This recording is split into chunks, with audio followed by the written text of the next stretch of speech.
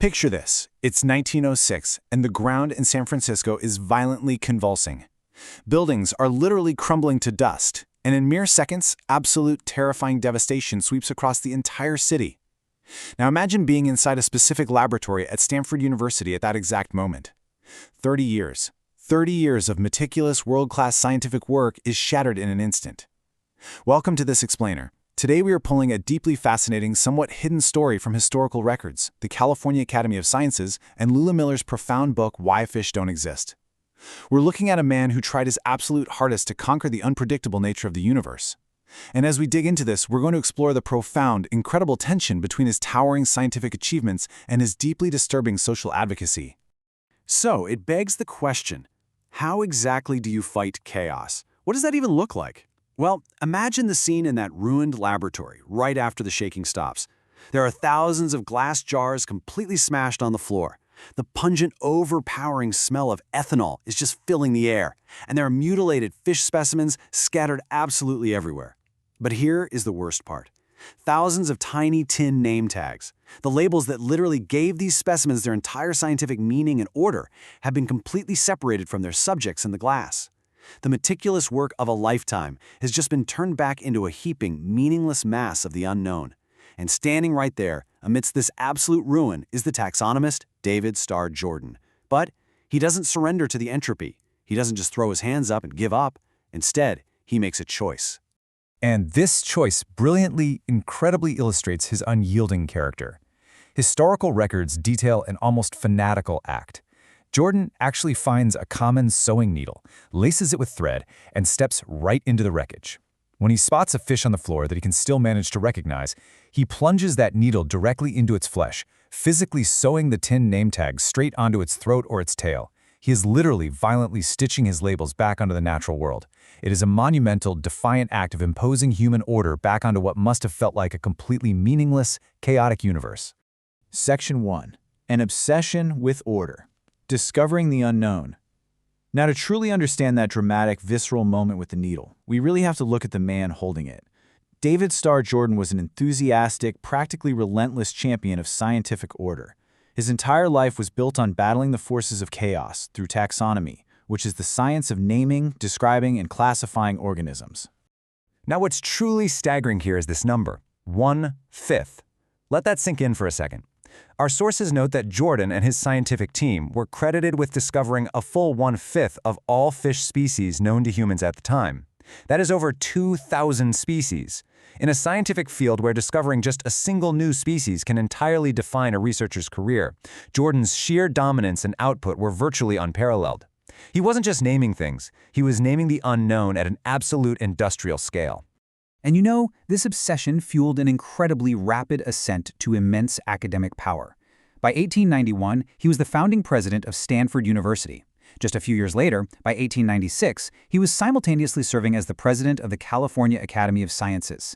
His relentless classifying habits, along with these massive, expansive research expeditions, made him a revered titan in the scientific community. His entire worldview was built on the absolute, unwavering certainty that nature possessed a rigid, discoverable hierarchy, and, well, he believed he was exactly the one meant to chart it. Section 2. The Dark Descent. From Biology to Society. Okay, this is where the story takes a sharp and frankly disturbing turn. The sources detail how Jordan's rigid biological obsession with categorizing and ranking species didn't just stay in the lab, it soon mutated into a very dark social taxonomy. The tension here between his revered scientific prestige and his growing ideological fanaticism becomes absolutely impossible to ignore. This quote right here is pulled directly from his 1907 book, The Human Harvest. He explicitly states, "The Republic will endure only as long as the human harvest is good." Our sources outline how Jordan began to literally apply the principles of animal breeding and taxonomy directly to human beings. He became an active, extremely zealous advocate for eugenics. He genuinely believed that the human race should be categorized, ranked, and aggressively pruned, exactly like the fish specimens sitting in his laboratory jars. The California Academy of Sciences archives actually revealed the chilling extent of these views. Jordan took a visit to Aosta, Italy. Now, this was a town that had historically served as a church-supported refuge for people with disabilities. While some people saw this place as a beautiful, supportive community of care, Jordan completely disagreed. He described it in his writings as a veritable chamber of horrors. He wrote that the people living there had less decency than the pig, effectively classifying human beings as a subspecies. He wasn't just observing things from afar. He was actively cementing his role as one of the leading architects of the American eugenics movement. Section 3. The human cost. Erasing the unfit.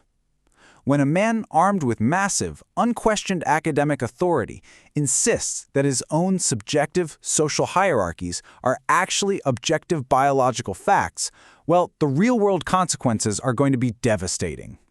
And the casualties of Jordan's obsession with order were very real. The historical record shows that Jordan actively erased the crucial labor of marginalized groups. He basically built his massive fame on the uncredited, incredibly hard work of immigrant, Japanese, and Mexican fishermen, who were actually out there securing the specimens for him. Furthermore, his powerful, highly influential advocacy helped pave the way for California's 1909 forced sterilization laws. His ideologies, which were championed by the very institutions he helped build, eventually provided the scientific justification used in the horrific 1927 Buck v. Bell Supreme Court ruling.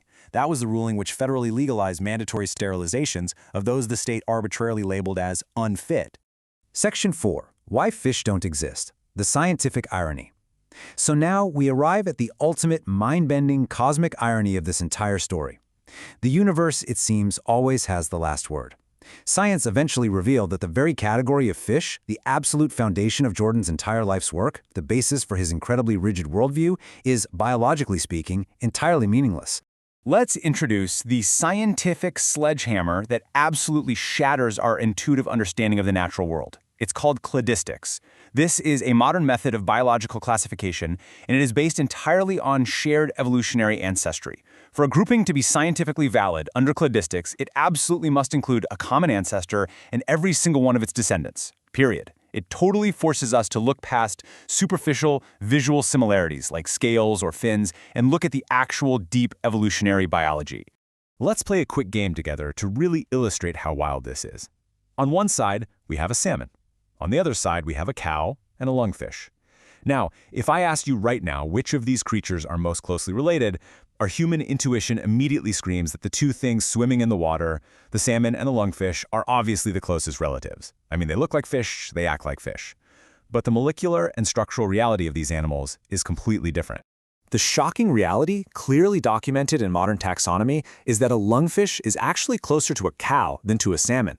I know, it sounds crazy, but if you look inside, a lungfish shares a much more recent common ancestor with land-dwelling tetrapods, like cows, and hey, even humans, than it ever does with a salmon. The lungfish has an epiglottis, it has lung-like organs, and a very similarly structured heart. Therefore, trying to group a lungfish and a salmon together into a single category called fish, while simultaneously excluding the cow, is just biologically incorrect.